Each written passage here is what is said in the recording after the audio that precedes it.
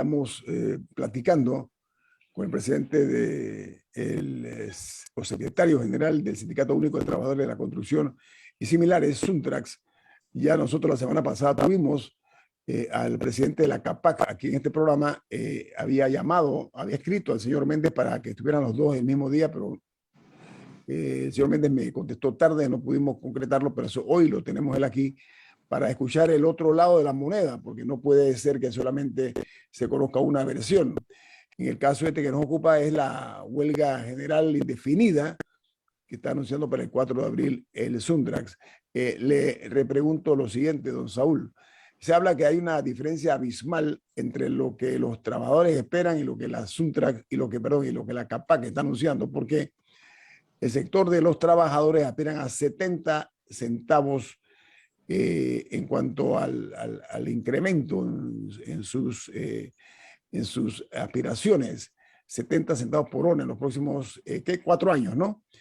Pero la CAPAC ha reiterado su oferta de 7 centavos la hora. Hay, como dije, un abismo de por medio. La forma de salvarlo está próxima, señor Méndez, de acuerdo a lo que usted está viviendo. Estoy hablando de en este momento. En estos momentos, la propuesta que nosotros presentamos, fíjese, el convenio colectivo no es solo salario. Y el problema no es la huelga, sino la negociación del convenio. Yo creo que eso es fundamental, porque se le da como desde el punto de vista mediático mayor connotación a la huelga que lo que genera la huelga. Es más, puede que no haya huelga si logramos un acuerdo con el convenio colectivo, ¿me explico? Entonces, claro, el objetivo de esto es la negociación del convenio colectivo. En materia salarial, los empresarios desde noviembre del año pasado se resistían a hacer propuestas y cuando llegaron, como ya dije, sin aumento los 2 primeros años y 1 centavo el tercero y cuarto año. Eso es inaceptable.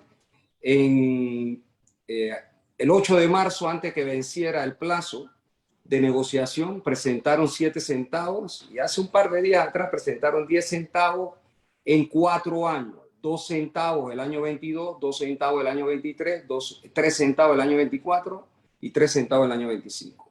Nosotros hemos presentado, en realidad el aumento de salario lo veíamos en 30% para negociar. Hoy estamos en 16%, más o menos. En la última movida que ellos hicieron de sus 3 centavos, nosotros llegamos a 67. ¿Qué representa eso? 17 centavos por hora el año 23, 17 centavos por hora, perdón, el año 22, 17 centavos por hora el año 23, 18 el año 24 y 18 centavos el año 25. ¿Qué representa eso para los trabajadores?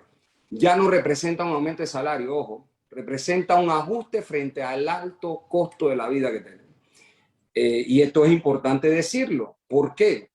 Porque como todos entendemos, a pesar que estamos en medio de una crisis pandémica, fuera de la crisis estructural que tiene Panamá, los precios de los alimentos, medicamentos, de la electricidad, combustible, etcétera, se han incrementado de forma vertiginosa y los salarios pierden lo que se conoce como poder adquisitivo, es decir, poder de compra.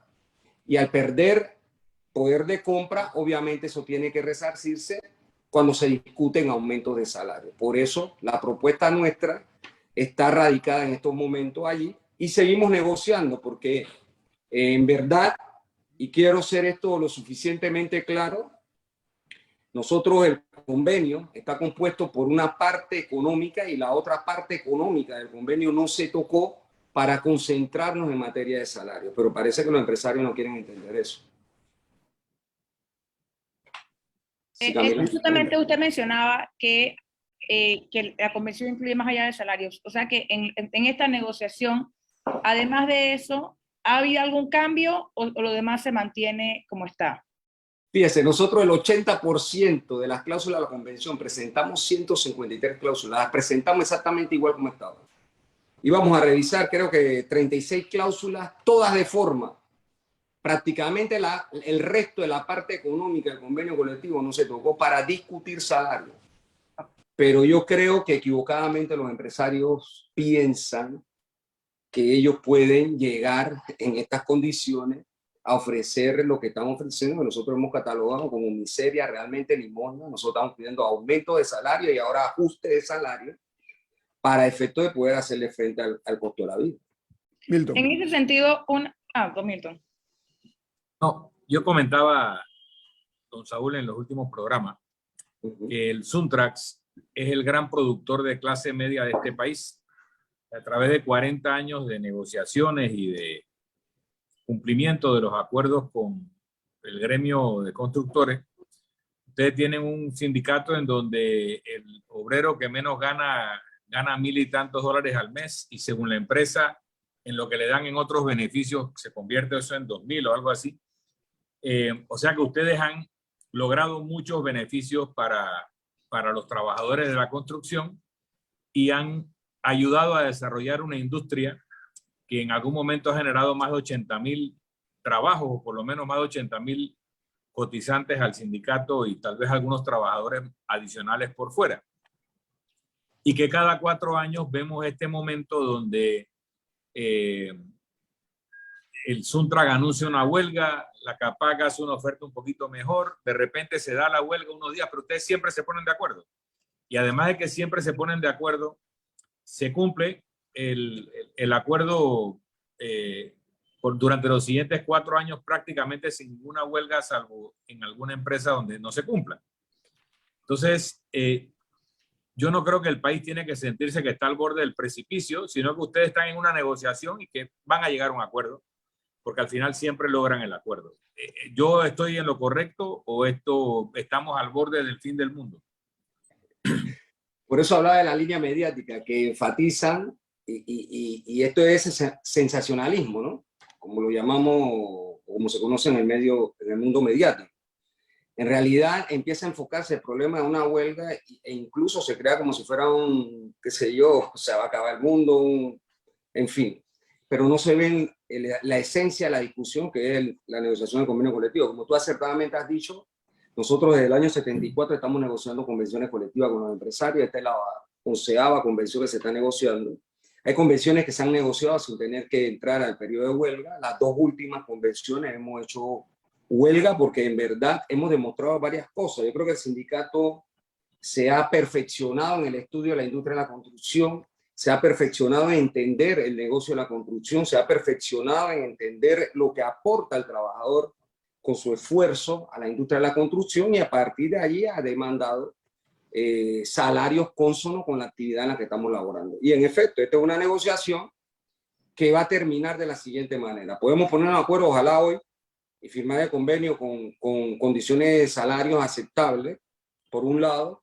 Puede terminar antes del 4 de abril, pero supongamos que entremos al periodo de huelga, que es un derecho humano, un derecho constitucional y legal.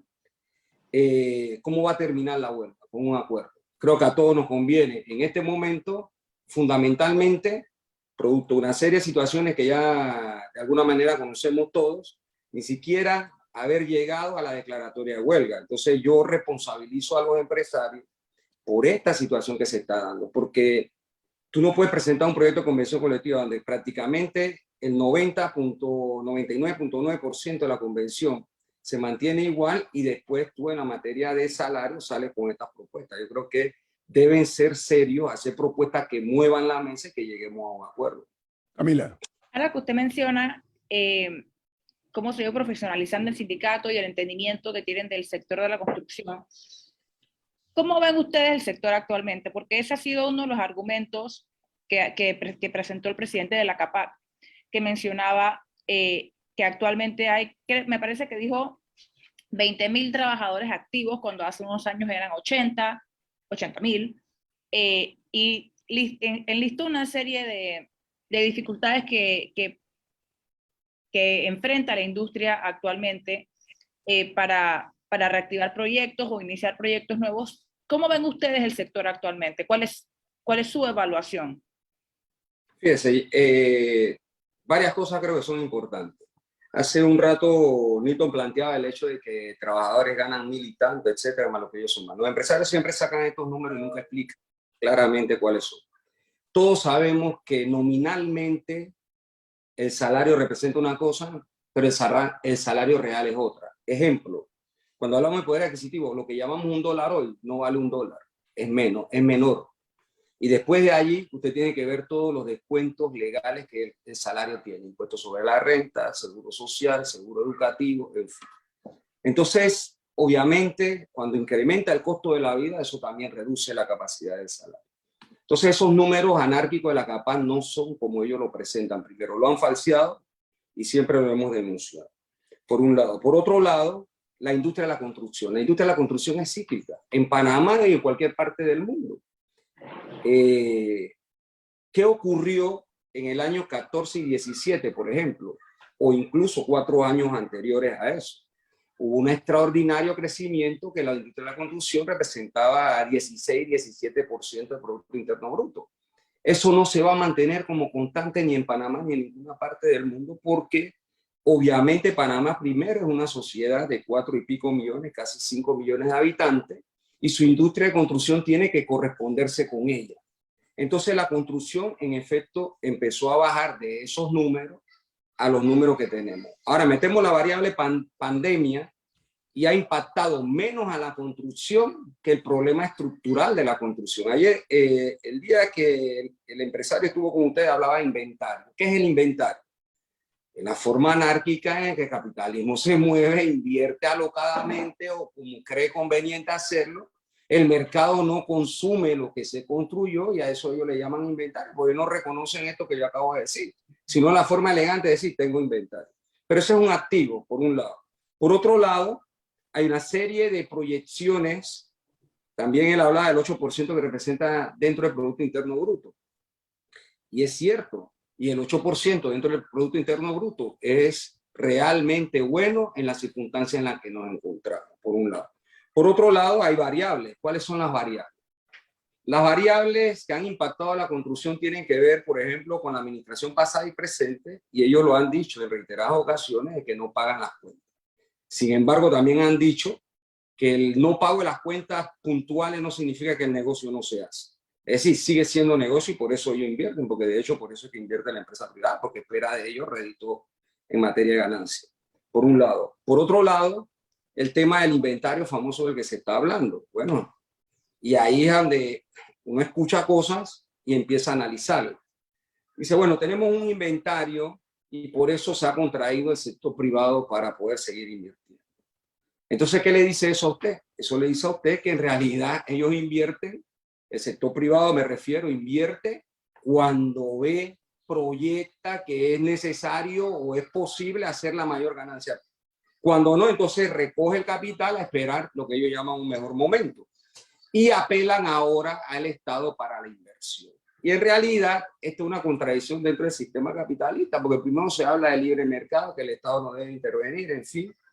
Pero en realidad, entendiendo la situación actual, en efecto tiene que haber una serie de inversiones en infraestructura pública que ayuden a dinamizar. Pero aquí es donde los empresarios deberían mostrar eso que escuché decir, su optimismo, etcétera y demás, a efectos de invertir, si se trata de invertir, para efectos de seguir desarrollando.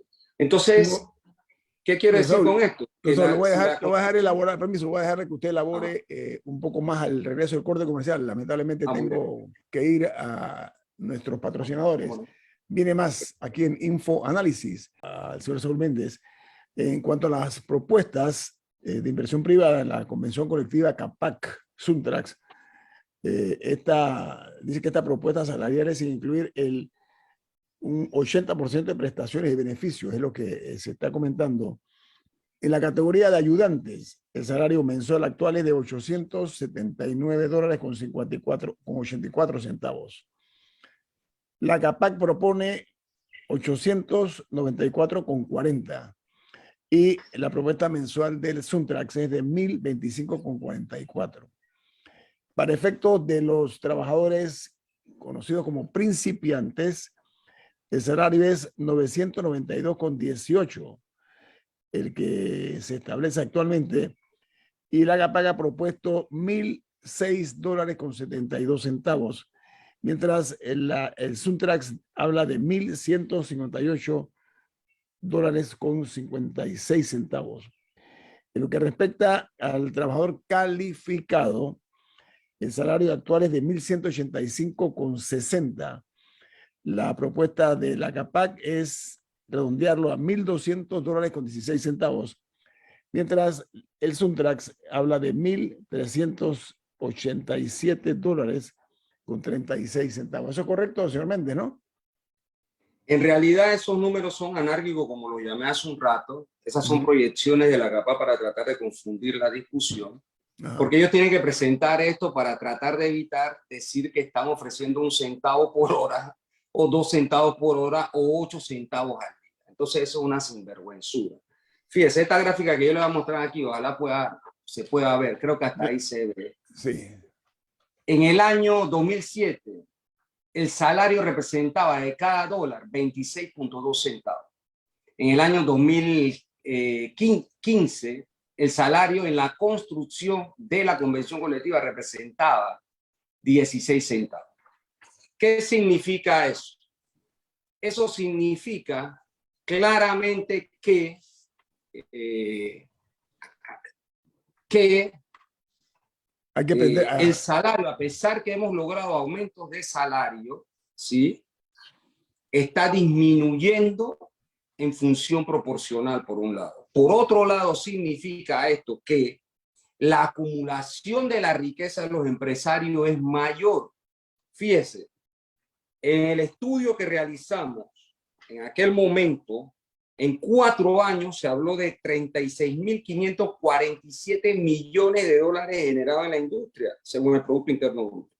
En sueldos y salarios, en esos 4 años, se destinaron 5.917 millones en salario.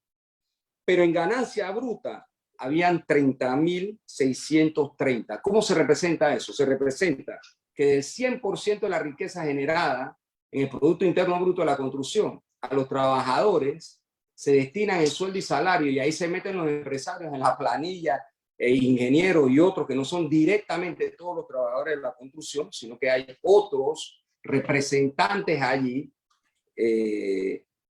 Para eso se destina el 14%. El resto, el 86%, queda en manos de los empresarios.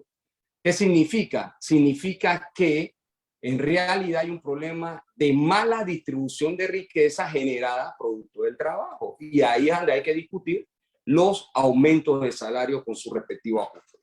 Aunque ahí también están contemplados el costo de los materiales, y, o esos números son excluyendo eso. No, estos son salarios. Los costos de los materiales, a propósito que usted lo trae a colación, es otro gran tema. Cuando comparamos salarios versus costos de materiales, los costos de materiales representan el 70 y el 80%, mientras que el salario representa 20%. Es decir, que aquí, y ese elemento que usted trae todavía es mucho más interesante, por la siguiente razón. ¿Usted ha escuchado a los empresarios de la construcción salir a decir algo a los de la CAPAC por el incremento de los precios de los materiales de construcción? Por el incremento de la electricidad o del petróleo, de cualquier otro incremento. Ahí no dicen nada. Pero cuando se trata de quien trabaja, y como lo apuntó el presidente de la CAPAC en su programa, dice, no, donde nosotros podemos controlarlo, vamos a hacer. Es decir, quien trabaja, que es el que puede hacer todo lo que la mirada alcanza a ver, sea metro, edificio, sea ampliación del canal, o cualquier otra obra de construcción, entonces a ese que transforma la materia prima, a ese yo le quiero mendigar o limosnear su salario. Todo lo demás puede perfectamente trabajarse en la anarquía del mercado. Porque si es así, los trabajadores no llegamos hoy a la empresa y decimos, vean acá, el costo de la vida subió, a partir de hoy yo gano $7 la hora y tú tienes que pagarlo, porque cuando yo voy al supermercado y me dicen que subió la libra de carne, yo no me puedo decir, hey, yo no te voy a pagar eso, yo tengo que pagarlo. Cuando me suben el precio de combustible, yo no puedo ir a la gasolinera y decirle, yo no te voy a pagar eso, yo te voy a pagar esto. Yo tengo que pagar el precio.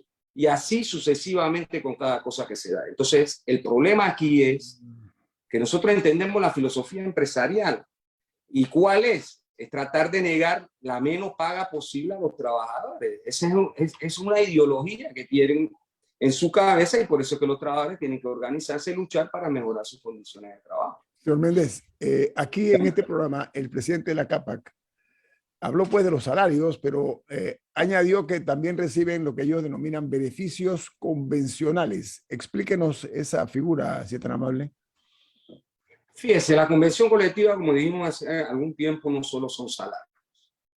Pero, por ejemplo, hay una cláusula de la convención colectiva que habla de una ayuda económica cuando nace un hijo.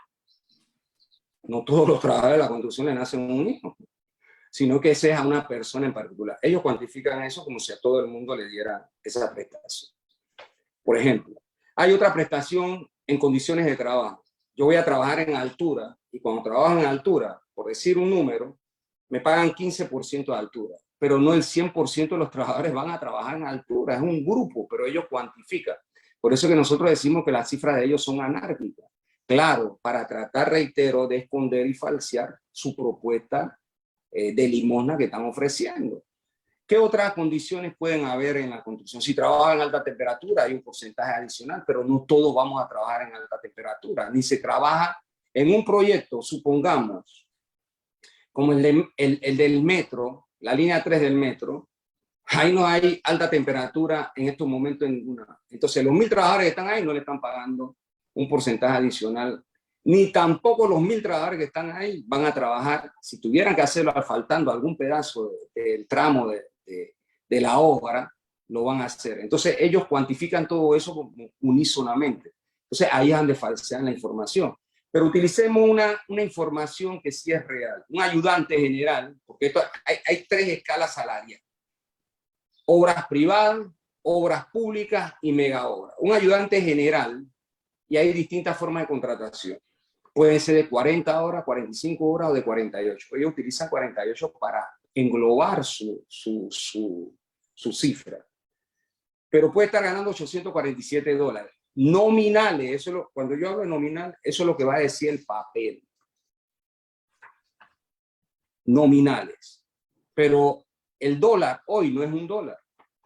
El dólar hoy, si mal no recuerdo, espero no fallar en esta cifra, debe estar en 92%. Es decir, que un dólar no es un dólar, sino 92 centavos. Espero no estar equivocado en lo que estoy diciendo. A eso vaya deduciéndole todo lo que hay que pagar, seguro educativo, seguro social, etc. Subámosles entonces ahora, sumémosle a eso el costo de los alimentos, costo de vivienda, costo de transporte, educación, salud, vivienda. ¿Sabe lo que ocurre? Los salarios están en déficit. A pesar que un ayudante puede estar ganando 847 balúas, eso no le alcanza para el costo de la canasta básica familiar. Está cifrada arriba de $1.500. ¿Qué significa eso? Que más del 70 o 80% de los que trabajan en la construcción no ganan ni siquiera para cubrir el costo de la canasta básica familiar, porque aquí solo a veces se quiere hablar del costo de la canasta básica de alimentos. Y uno no solo se alimenta, uno tiene que vestir, el trabajador y su familia, tienen que ver todas las necesidades básicas. Entonces nosotros cuando hablamos de salario, estamos hablando que a raíz de nuestro trabajo, que a raíz de la riqueza que se genera en esta industria, es obligación y necesario que haya una mejor distribución de esa riqueza y la forma de hacerlo es a través de salario y de la negociación del convenio colectivo que mejora nuestras condiciones de vida. Todos aspiramos a vivir mejor, porque no solo podemos ver el problema de salario con ajuste. Cuando hay ajuste más aumento, la gente vive mejor, tiene una mejor vida, una calidad mejora y creo que eso le conviene a todo el país. Los trabajadores de la construcción y su familia, ¿dónde consumen de su salario? Consumen en Panamá, compran su comida, compran sus cosas aquí, eso dinamiza la economía y en consecuencia no solo aportamos con nuestro trabajo, sino que dentro del rejuego de lo que es la economía, aportamos de distintas formas. Entonces yo creo que eso tiene que ser ampliamente valorado. La CAPAC habla también de que el Estado debe promover más obras públicas para generar más empleos, señor Méndez. Las obras públicas de infraestructura en momentos como estos, en efecto, sirven para dinamizar la industria. Y ahí es donde digo que hay un doble discurso de los empresarios. Cuando ellos ven que la cosa va bien flotada, dicen, no, el Estado no tiene que intervenir. Pero en momentos de crisis, y esto ha pasado en el 2000, no solo en Panamá, sino en el mundo, en Estados Unidos, en Europa, etcétera, la crisis del 2008, ¿de dónde sacaron los fondos para fondear las multinacionales? De los impuestos que pagamos todos. pero después la ganancia es privada, espérate, esto es privado. Entonces, sí debe haber una política del Estado en estos momentos de inversión de infraestructura pública, y nosotros creemos que esa inversión en infraestructura pública no se puede solo derivar en grandes obras. Nosotros pensamos que hay un déficit social con la población, que si se invirtiera efectivamente en ese déficit social, ejemplo, carreteras, caminos de penetración, escuelas, los centros de salud que hacen falta, que muchos quedaron tirados, en fin, estamos resolviendo dos problemas.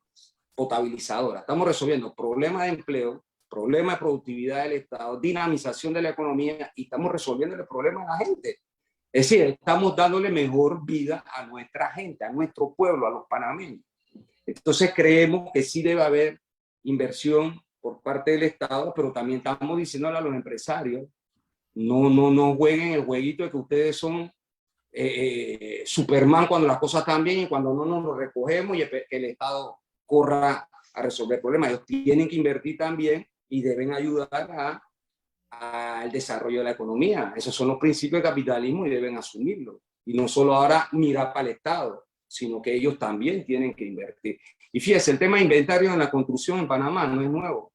Yo escuché... Hablemos de eso al regreso, me interesa mucho porque esa es parte del discurso de la CAPAC, señor Saúl Méndez. Sí, viene más aquí en Info Análisis. El programa tiene hoy el gusto de contar con la presencia del dirigente, el secretario general del Sindicato Único de Trabajadores de la Construcción y Similares, Saúl Méndez. Él nos está dando la versión, el contrapunto a lo expresado en este programa por el presidente de la Cámara Panameña de la Construcción, el señor Carlos Allen. Usted tiene una pregunta, Milton, para el señor Méndez. Sí, hemos hablado de que ha habido negociaciones por más de 40 años entre la CAPAC y la Suntrax, que esta convención colectiva a veces es extensiva a empresas que no son miembros de CAPAC, pero que se dedican a la construcción. Hemos visto a lo largo de los años que la construcción es un motor para el crecimiento económico, para el desarrollo, y yo he reconocido, porque es de justicia, que uno de los grandes productores de clase media, uno de los grandes redistribuidores de esta riqueza que se produce en esta actividad es el Sindicato Único de Trabajadores de la Construcción, que toma a gente en la pobreza y los convierte a clase media a través del nivel de ingresos que les consigue. Pero cuando estamos en una situación donde, producto de circunstancias internacionales, sube el precio del combustible, sube el costo de las materias primas, suben una serie de factores que inciden en el precio de todos los bienes, incluyendo la vivienda, a mí me queda la curiosidad, ¿qué porcentaje del costo de construcción, para no decir el precio de venta, el costo de construcción, es el salario?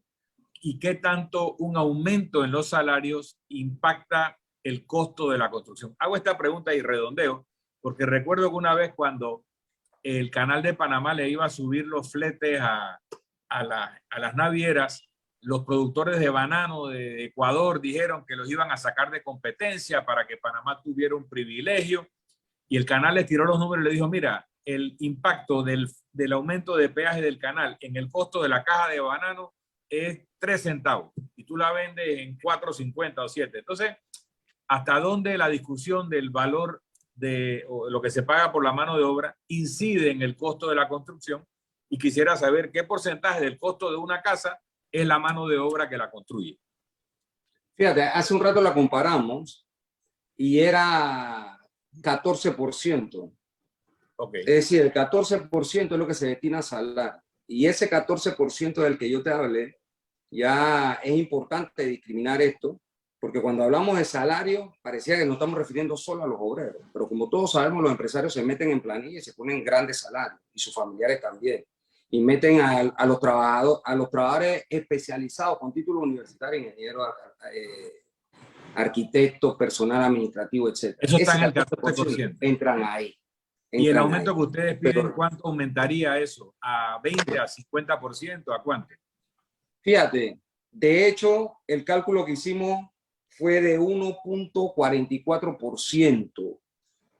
en la ocasión pasada, y los salarios que estábamos pidiendo porcentualmente eran superior, y lo que pactamos es superior a lo que podemos negociar hoy. Quiere decir que ese porcentaje baja. Pero déjame decirte algo con relación al precio y cómo son los precios de los materiales de construcción. Esto varía en función, perdón, del valor del metro de construcción y de la venta del producto ya terminado. En las viviendas entre 40.000 y 90.000, el precio incrementa en 2.72%. Pero en la que va de 660.000 a 1.000.000, es 6.69% el valor real. ¿Qué significa? Te venden 6 veces más o 6 veces más lo que cuesta el metro de construcción. Eso lo hacen los empresarios. ¿Y por qué lo hacen? No por los salarios, por la especulación. Y esa especulación es burda y bárbara. Fíjate que incluso en el estudio que nosotros realizamos, ese es en el caso de vivienda, en el caso de apartamentos, los apartamentos están cifrados entre 65.000 y 154.000. Se cuadruplica más un tercio el precio de metro de construcción. Cuando están valoradas de 190.000 a 300.000, es 5.84 veces más el valor. Y cuando está de 775.000 a 3.350.000, el valor sube 10.17 veces más su costo real. Eso es lo que pasa en el mercado. ¿Y por qué se suben esos precios? Porque eso es especulativo. Bueno, una última pregunta en eso. Hace 15 años, que recuerdo, todavía había casitas que se vendían en 10.000 y 15.000 dólares. ¿Por qué hoy en día no hay viviendas, así sea fuera de la ciudad de Panamá? ¿Por qué no hay viviendas de 15.000 o 20.000 dólares? Y la vivienda de interés social creo que está por 60.000 o más, 80.000 o más. ¿Qué pasó? Si en 15 años no ha subido tanto la inflación. Bueno, la especulación, Milton. Pero no hay manera. El metro de tierra te lo ponen, ya tú sabes, el número que le da la gana. La venta de los materiales de construcción ocurre lo mismo.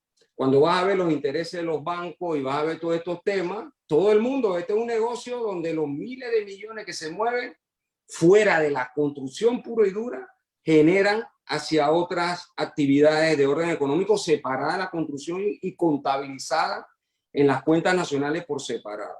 Entonces, ¿qué incrementa el precio de las viviendas o qué incrementa el precio de la comida, de los medicamentos, en fin, la anarquía que existe? Y esa anarquía en medicamentos, ustedes saben perfectamente bien que un medicamento aquí te lo venden en 70 dólares y en Colombia está en 5 dólares y en Costa Rica está en 3 dólares. ¿Y por qué? Porque los empresarios están especulando y nadie le pone el cascabel al gato. Fíjense, aquí nadie habla de ganancias razonables. Aquí hay extraordinaria ganancia, por eso es que el país se encuentra en el 5º lugar del mundo, donde hay peor distribución de riqueza, y en el 2º de América Latina, porque además de que te encarecen los precios, los salarios son bajos comparado al costo de la vida. Entonces, esa es la especulación a la que nos estamos refiriendo. Y fíjate que el gobierno toma políticas para seguir beneficiando a los empresarios. Cuando van a ver la ley de intereses preferenciales, ahí hay 10.000, 15.000 dólares que se entregan cash a cada una de las por vivienda. Y eso se hace ver que es para las personas que están aspirando y que es su primera vivienda. Son un negocio redondo. Entonces, obviamente, esto hay que ponerle cascabel al gato. Camila. Aprovechando los últimos minutos del programa y que dentro de todo estamos hablando con un ex candidato presidencial, fuera de la industria de la construcción, sino usted cómo evalúa las medidas del gobierno hacia la economía en general, actualmente, durante pandemia, prepandemia, ¿usted cómo evalúa las medidas económicas del gobierno? ¿Y qué cree usted que debería cambiar? Yo lo evalúo de la siguiente manera. El gobierno, en medio de esta situación, realmente abandonó a la mayoría de la población. Los primeros 6 meses que nos enviaron a la casa sin salario, es decir, esa fue una de las medidas más crueles que hemos visto. Luego entonces, después, la forma en que se empezaron a distribuir las supuestas ayudas. Por ejemplo, eso que llaman vale digital, que está en 120 dólares, eso no le llegó a todos los que estaban ni desempleados, ni cuentas propistas, y a los trabajadores que le suspendieron contratos, eso no le llegó a todo el mundo.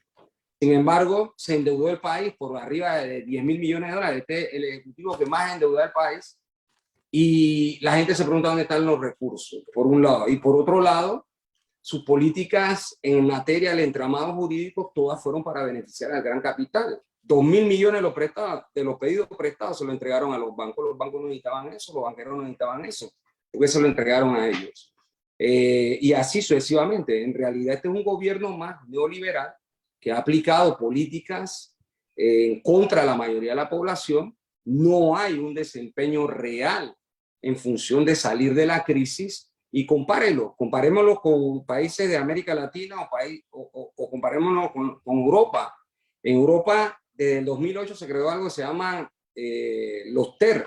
¿Y qué son? Son subsidios a los trabajadores que iban de 50 a 70% de su salario a la pequeña y mediana empresa, y hasta el gran capital se benefició de eso, para evitar el colapso de la economía. Aquí, la micro, pequeña empresa todavía está preguntando dónde está la plata esa que dice que le iban a prestar en medio de esta situación. Entonces, obviamente, este es un país muy desigual y las políticas públicas apuntan al gran capital y no a la mayoría de la población panameña.